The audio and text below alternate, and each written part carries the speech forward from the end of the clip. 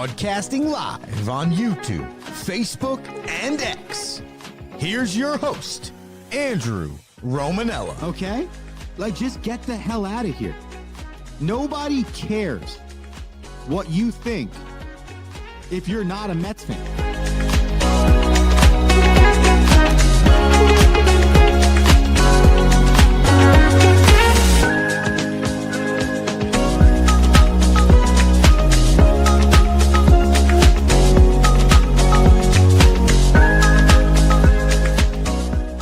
What's going on, everybody? Hey, welcome back to a live edition of The Rome Show, broadcasting live on YouTube, Twitter, X, Instagram, and Facebook.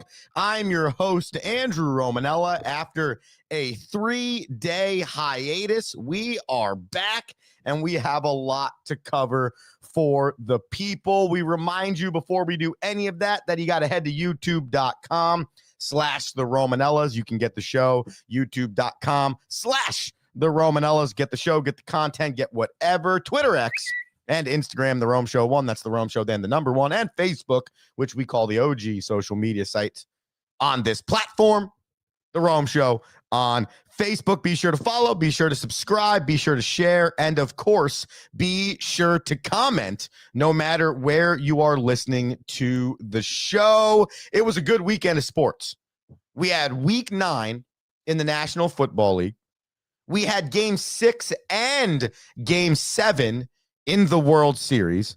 The NASCAR Championship Series finished up with a heartbreaking loss for one of the sport's best drivers. And of course, everything else that goes on in the world that doesn't involve just sports. So we got a plethora for you planned today, and we're going to start that off with the World Series because I, obviously not being on the air yesterday, did not have a real chance to break down this World Series, which I'd like to start with by saying this. For the first time in a really long time, Major League Baseball, the game of baseball, was fun to watch. For a really long time, it has been us waiting for baseball to be this entertaining. We've gone through rule changes. We've gone through the steroid era. We've gone through every iteration of this game in the last 20 to 25 years to try and figure out how to bring the popularity back.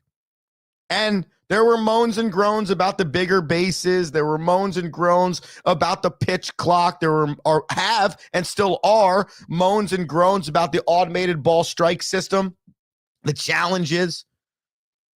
Throughout this change in baseball, not one person knew what was coming on the other side. There was a solid chance, as much as there was an opportunity for baseball to regain its popularity, change some of the rules, make the sport a little more exciting, and get the wheels going on this thing again, was as much of a chance that it didn't work at all. That it wasn't entertaining. It wasn't fun. It didn't bring excitement to the game. Well, after watching the Toronto Blue Jays and the Los Angeles Dodgers play in that 7-game World Series, that brought you everything. It brought you small ball. It brought you elite pitching performances. It brought you the best type of offense. It brought you clutch hitting. It brought you good managerial decisions. It brought you bad managerial decisions. It brought you bang, bang plays, bad umpiring, good umpiring. This World Series, extra innings. This World Series had everything. This 7-game series is a pure victory for the game of baseball. I've never had so much fun watching two teams that I could care less about. Like, I'm sitting in my living room as a really sad Mets fan on Halloween weekend. So really felt like I was in a horror film. And I'm sitting there and I'm going, this could be. Now, I got to go back and think a little bit deeper And I've only been living on this earth for 35 years. And I can really only remember X amount of World Series. But in my lifetime, a championship that doesn't have any vesting interest for me on it, I've never been more intrigued. I've never enjoyed watching a series more. I've never had more fun reading up, learning about the decisions, watching the managers, just everything that went into this series. The Don Mattingly story, heartbreaking. There was just so much that you could ball up and wrap with a bow with how good this was, not just for baseball, not just for the 32 teams, but for the fans. Baseball fans have been waiting for excitement like this for such a long time. And now you got it. And the crazy part about it is you got back-to-back World Series champions in the Los Angeles Dodgers. This is their third World Series in the last 6 seasons.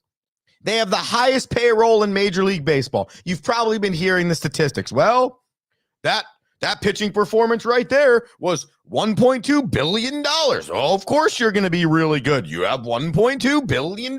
See, what I enjoyed was that the Dodgers were a team. What I enjoyed is that if you had no clue going into this series which team had the 5th highest payroll and which team had the highest payroll, you would have no clue. Yamanobu, the MVP, Yamamoto, the MVP of this series, threw in 3 games. He started 2, and on no day's rest, throws 2 1/3 innings to win the game. Like, that's unheard of from a guy making $350 million. No franchise gives a dude nearly $500,000 in his $500 million in his contract just to blow his arm out. But that's not what it's about. It's about the want to win. It's about the team. It's about the fact that you could pay all these players all you want in Los Angeles. That's a team. Those guys care about each other. They want to win. This is not Bougieville, guys showing up in limos. They don't want to put the work in. There's no grind here. It's the opposite. You would think the Los Angeles Dodgers have the 32nd highest payroll in the league with the way they carry themselves.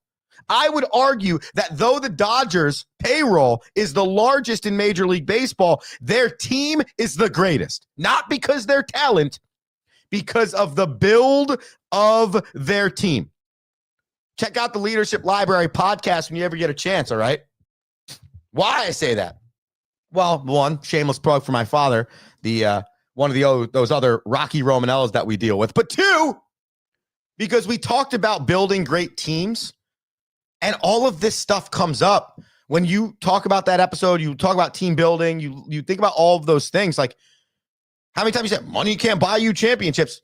It could get you great players, right? It can. The Mets are a great example. 3rd highest payroll in Major League Baseball. They didn't even make the playoffs because they weren't a team.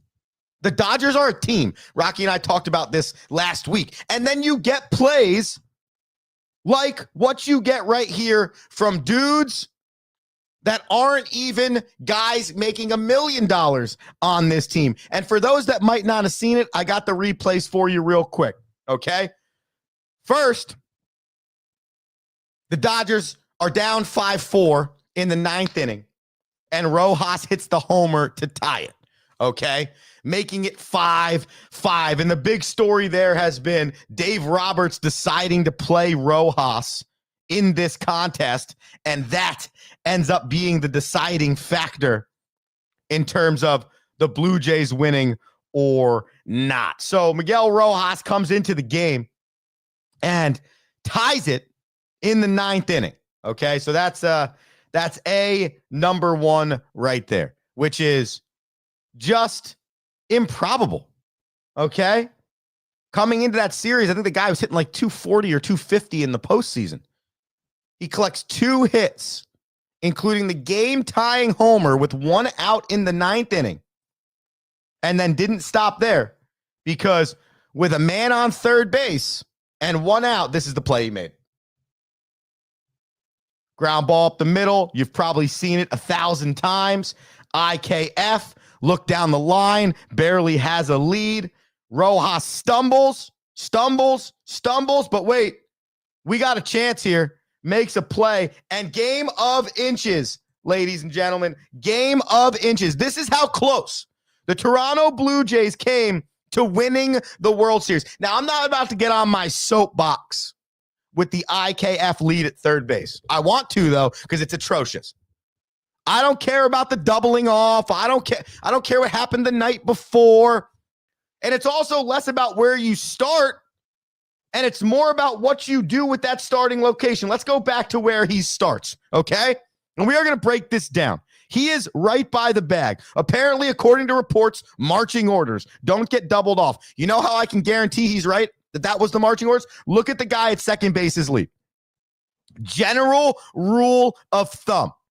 How much they give you, you are going to take. So if I'm at second base, I'm taking as much as getting to the shortstop. If I'm at third base, where IKF is right now, I'm trying to be equidistant off the base. Good at SAT word right there, huh?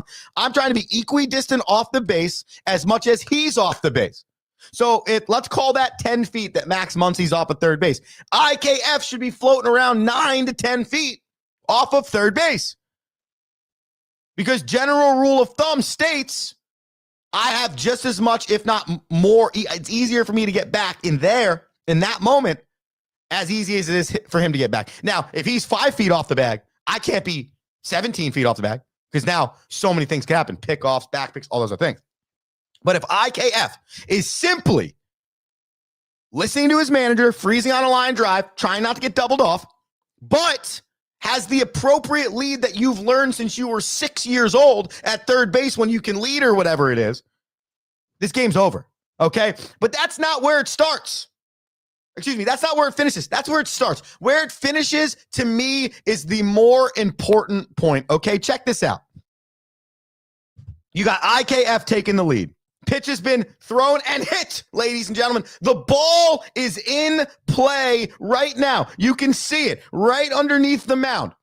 The mound is 60 feet away. That ball's probably traveled already 30 feet. Look at third base. That's the problem. It's not about the lead he took from the jump. It's about the lead he took when the pitch was thrown. He didn't move. So, like every baseball player has ever learned in their lifetime, take 2 shuffles off of that lead. Take a walking lead into the baseline. Start in foul territory, get back to fair territory. Like, these are base running principles that you learn at 10 years old. And so this lazy read, the ball's almost at second base. He starts to turn. He's 5 feet off the base. He's now running 85 feet. I don't want to hear about slide, no slide. I don't want to hear about I don't even want to hear about, oh, we're too close to the bag, double off. This is a stupid lead by IKF. This is stupid. I think it's embarrassing that people like write death threats to these people. It's like, grow up, people. It's a baseball game. But when you really want to break it down, we don't need to go into, oh, they didn't want to get double. This is an atrocious lead. There's no way around it. You can't tell me otherwise. You can't give me any reasoning. And the reason why is because after the pitch, as the leg is going up on Yamamoto to be delivering this pitch, you should be taking 2 shuffles. You should be walking down the line. If IKF walks his lead to this point right here, which is roughly only 10 feet off the base, the same distance that roughly Max Muncy was, if he starts here as the ball's being hit, we're not even coming close. He could have slid. He could have somersaulted. He could have ran through. He could have done anything you want. He would have been safe. He would have been safe. And there it is right there. Not taking a secondary lead is the problem here, people. The lead is one thing. Not taking the secondary is the issue. Not being ready for contact, not being ready to go win the game. You were so afraid of not losing the game that you lost the game. You can't play that way. Go win the game. Take your lead like you've been for 175 games. Get off the bag. Be aggressive. See a down ball. You got to go. It's bases loaded. And go beat that freaking throw to the plate. Passive kills. And it killed the Toronto Blue Jays. And now, as we've learned with the likes of Dan Marino, and we've learned with the likes of Charles Barkley, and we've learned with the likes of a lot of other players, it ain't easy to get back, man. It ain't easy. For as easy as the Dodgers have made it look in the last 6 years, is as hard as it is for everyone else. You can't guarantee you're going to see Vladimir Guerrero Jr. in another World Series. You can't guarantee you're going to see Bo Bichette in another World Series. You can't guarantee any of that. It's so hard to get to the World Series that when you're there, it obviously hurts that much more, but everything's now so much more minute. And so IKF might have taken that lead 49 other times during the season, and it didn't matter. But when it mattered the most, it mattered the most. And that very small, not aggressive, passive secondary lead is the reason why the Blue Jays yesterday were not having a championship parade around Toronto and the Los Angeles Dodgers were. Kyle Norman writes in, I think he had two options. Either start the lead as far off as Muncy, take the extension to that point, and he didn't do either. Kyle, you are 100% correct. And so I've been listening to a lot of people, Norman, and as a baseball guy yourself, I'd love to get your opinion on this. A lot of people have been talking about, sliding is slower than running through. My thought on this, Kyle, is what you said is the answer. You either take the bigger lead from the jump or you take the bigger secondary. But I think the other side of it for me is we're all focused on the wrong thing. What Kyle said is right. It's where he started, not where he finished. Unlike what people tell you, right? It's not how you start, it's how you finish. In this scenario, I don't care how he finished at home plate.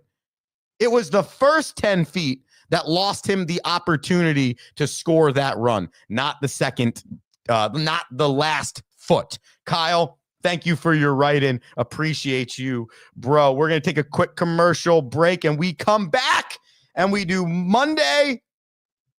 Tuesday morning quarterback. We break it all down, including Monday Night Football last night and weekend's worst and weekend's best. So much to do here on the Rome Show on a Tuesday. Andrew Romanella back after this. What is one thing every great leader has in common? They challenge their people to not stop at the first right answer. Tighten the Lug Nuts is a leadership book that will teach you how to move past the first right answer with entertaining and detailed examples founded in real-world concepts and experiences. Accelerate towards your professional goals with Tighten the Lug Nuts, one of the best leadership books available.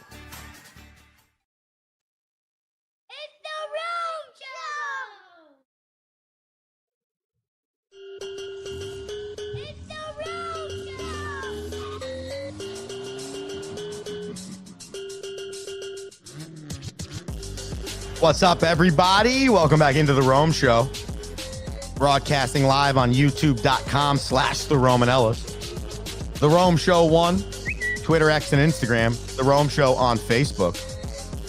You can comment like our guy Kyle Norman did on Twitter, X, Instagram, Facebook. First half of the show, we spent talking World Series and stupid leads by IKF at third base. And I don't know how you can't love sports. I don't know how you can't.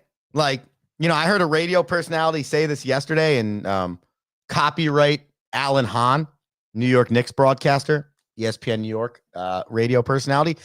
He said sports is the greatest reality TV show of all time. It really is. I understand people having loves and things that they don't like, things that they do like. Someone in a theater program probably say the same thing about me. I can't believe you spend so much time on Sunday watching football. Have you ever actually watched a play? I'm not going to actually answer that question, but that is the thought process. I ask myself that same question every week. When I watch sports, I see some things happen. Heartbreak, pure joy, everything in between. How could you not love sports? How could you not, man? Like, there's just so much that goes into it. There's so much excitement. There's so much pain. There's just so much. And the reality of it is off the charts. And I think that was also what was so much fun about this World Series. Let's go ahead and let's do our weekend's best and our weekend's worst here for the people, because we have a few of them. All right. And I'd love to get into them from all around the sports world. Let's start with the weekend's worst. Womp, womp, womp is right. We'll start where we finished. IKF. If you read the tweet on the screen, the Blue Jays were this close to winning a World Series. We just broke it down. You missed it. Rome Show podcast, wherever you get your podcast. The lead at third base was not it for IKF. And the Toronto Blue Jays, by the skin of their teeth, really, they just lose by that little. By the way, I didn't play this clip before, but this is the hey catch right after that IKF play that pretty much saved the game for the Dodgers. Just plays all over the place being made by the Los Angeles Dodgers. But weekend's worst goes to Isaiah Connor Falefa for his lead at third base. We continue. I don't know if you remembered this was going on. Our resident hockey NASCAR expert, Rocky Romanella, usually brings this up, but your second weekend's worst goes to Denny Hamlin, the NASCAR driver who should have won his first NASCAR championship over the weekend, but because of an atrocious decision by him and his crew chief, they lost in heartbreaking fashion. Let me put it this way for you, okay? 4 laps left, championship race. All Denny Hamlin has to do is finish where he is over the last 3.5 laps. Caution flag comes out. Denny Hamlin pits. So does everyone else. Well, Denny Hamlin decides to get 4 tires, whereas Kyle Larson decides to only get 2. That gets Kyle Larson out of the pits earlier than Denny Hamlin. That causes Kyle Larson to finish 3rd on the caution, because that's how the race finished, on a caution, and Denny Hamlin finished 6th, enough in the points standings to lose him his first championship ever. Denny Hamlin, often noted as the greatest NASCAR driver ever to not win a championship. He's this sports version of Dan Marino right now. And because of a terrible decision to get 4 tires over the weekend, Denny Hamlin finds himself a loser again in the championship series. Congratulations to Kyle Larson and his team. Tough break for Hamlin. Finally, I think this one's pretty easy. Your final weekend's worst is just simply the Cincinnati Bengals defense. I mean, wow, how atrocious. In the last 2 weeks, the Cincinnati Bengals defense has given up a combined 86 points. That's not it. 85. That's not what you're looking for. Okay? And the other day, they had a chance to win. Joe Flacco brings them back against the Bears. And with like 22 seconds left, they give up a 71-yard touchdown because they can't tackle.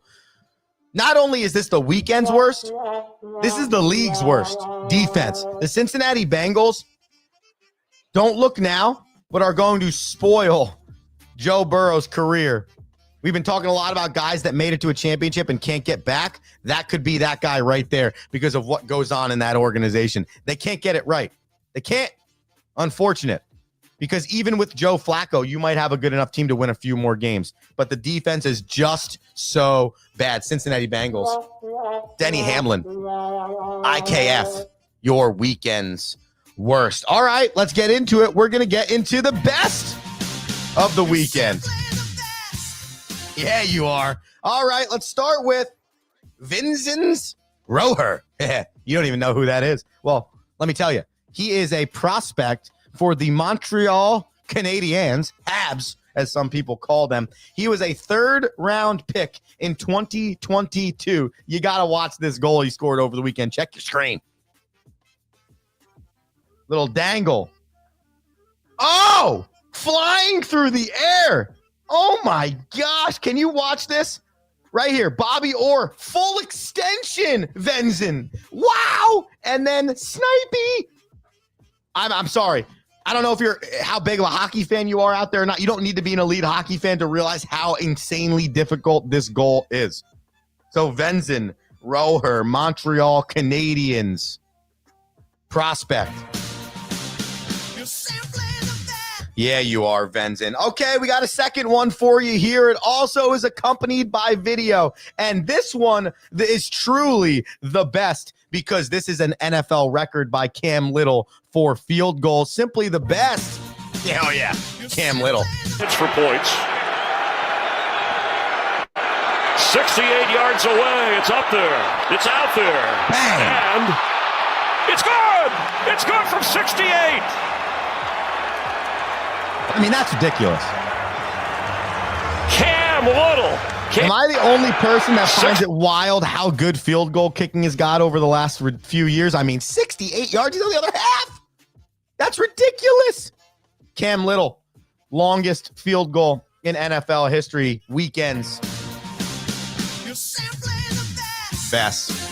Every Monday we do that, but, obviously I took a nice little Monday off, so we did it on a Tuesday. Quick commercial break, come back. We finish with National Football League. Stay with us here on The Rome Show.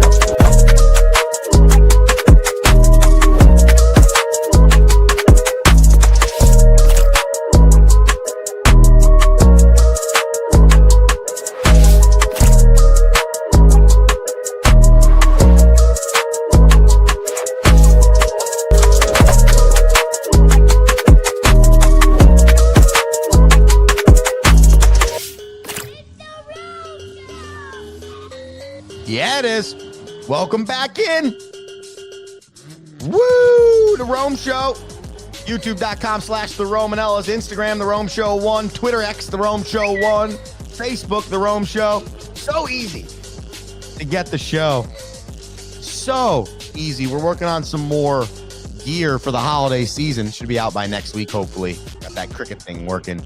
We owe some contest winners some clothing. So it has prompted us to say, let's go out and create a little bit of a Christmas line. That would be fire. Stay with us over the next few weeks to find out what that looks like. Let's finish this show breaking down every game in the National Football League over the course of Sunday and Monday. Let's go ahead and start with, we're going backwards here. We're starting with Monday Night Football. You know what I witnessed last night?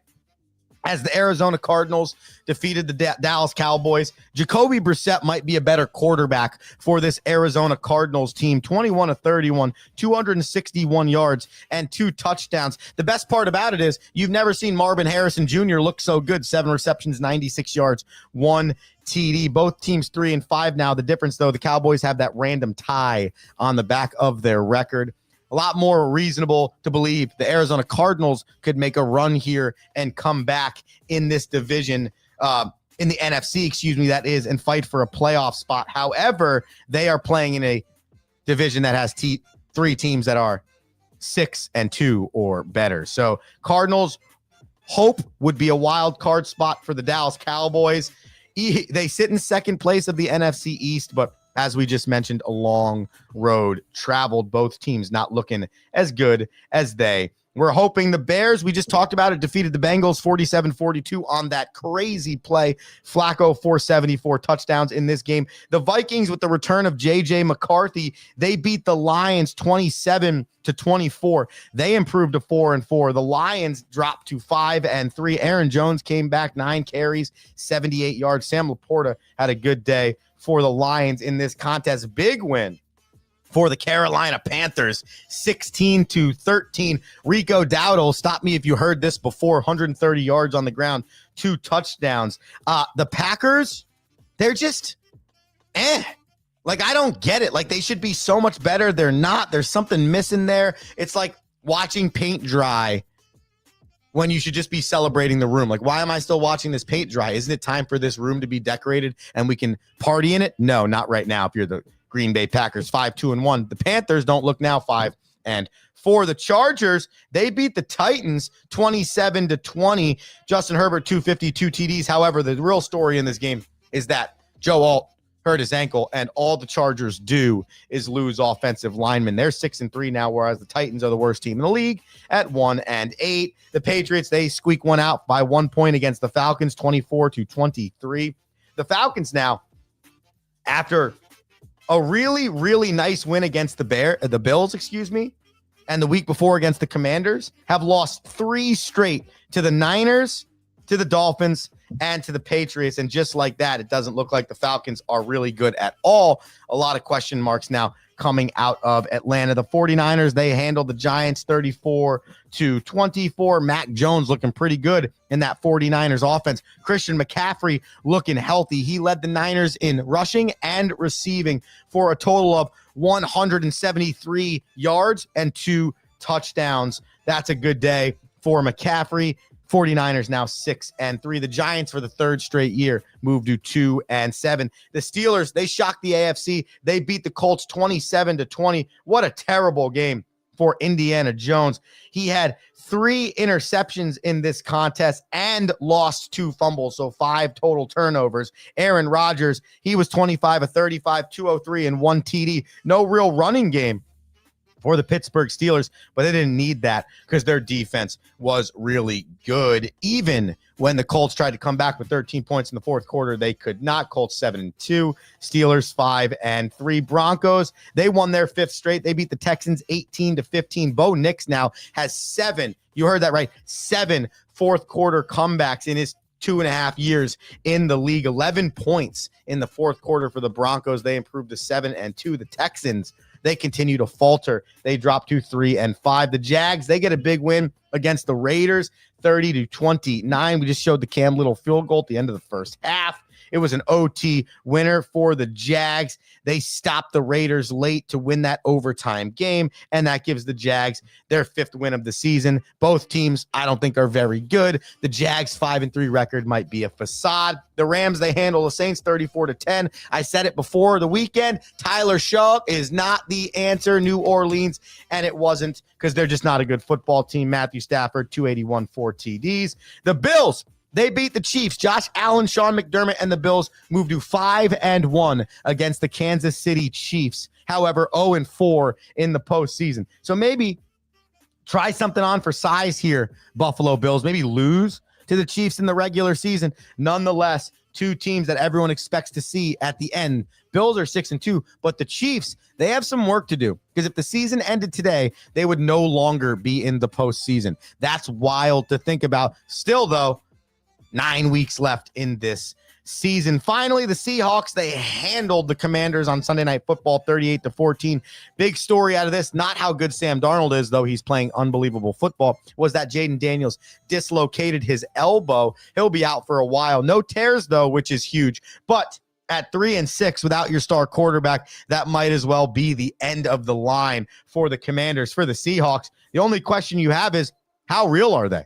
Because you have a legit quarterback, you have the best wide receiver in the league in Jackson Smith and Jigba, and you have a really legitimate defense. Can this be a Seahawks team that takes this far into the playoffs? We will find out. That is Tuesday morning quarterback here on the Rome Show because we were unable to be here on a Monday. All right, let's finish this.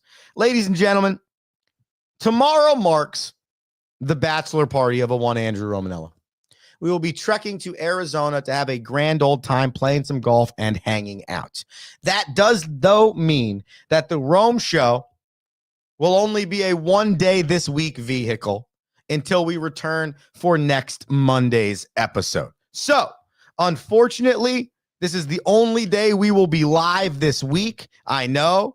Don't be upset. Maybe I'll pre-record some things, but don't forget about us when we return next Monday and we take you all the way through the Super Bowl 5 days a week. I just want to say I thank everybody that follows this show, everyone that subscribes. Please share it with a friend. When you're a small business radio show, you need all the shares, all the love, and all the help you can get. Thank you to Kyle Norman for tuning in and having some nice conversation with the kid. I love when the people write into the show. Arguably my favorite moments because I love interacting with the fans. I'll see you guys on Monday next week. You have a fantastic, I might say electric, rest of your week. Andrew Romanella. Peace. Thank you for listening.